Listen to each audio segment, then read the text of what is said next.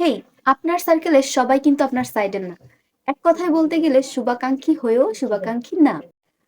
এখানে ব্যাপারটা এমন যে তাদের অনেকেই হয়তো চায় না যে আপনি লাইফে ফেইল করেন, আবার এইটাও চায় না যে আপনি লাইফে গেইন করেন।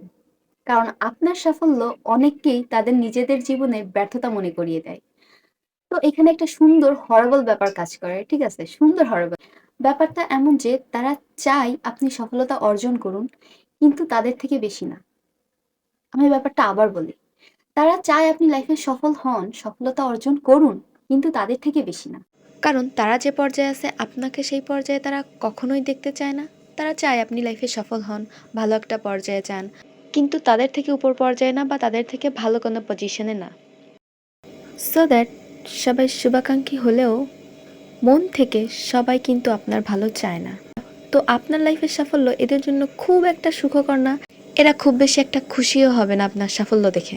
হ্যাঁ, হাতে গোনা কিছু মানুষ থাকবে যারা মন থেকে আপনার ভালো চাইবে। তারা চাইবে আপনি লাইফে অনেক অনেক সফলতা অর্জন করুন, ভালো একটা পর্যায়ে যান, ভালো লাইফ লিড করুন।